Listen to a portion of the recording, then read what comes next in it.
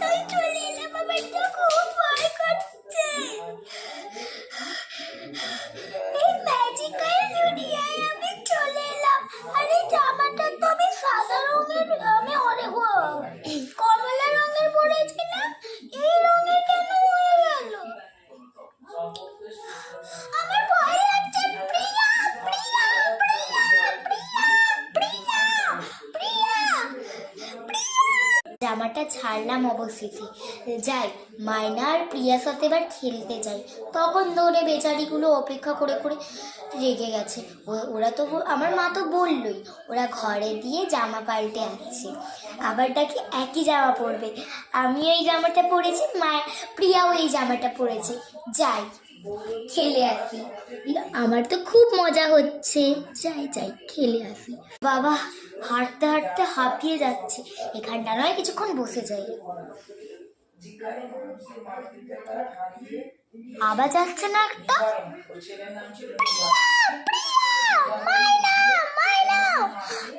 আওয়াজ আসছে তো, ওদের নিশ্চয়ই কিছু একটা হয়েছে। আমাকে জলদি যেতে হবে, আমাকে জলদি যেতে হবে। আমি আসছি।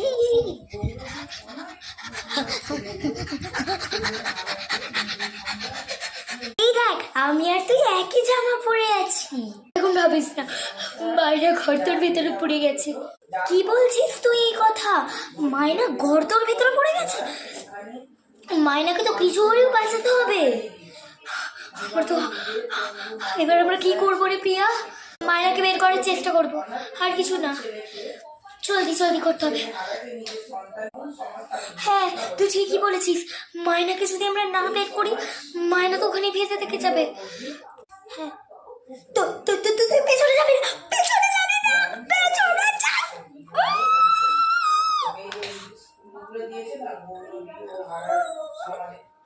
রিয়া, রিয়া, তুইও গর্তে পড়ে গেলি রিয়া।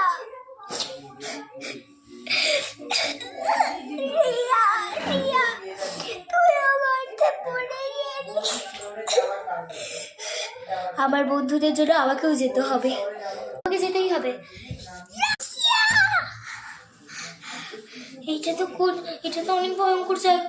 আমি এবার কি করবো?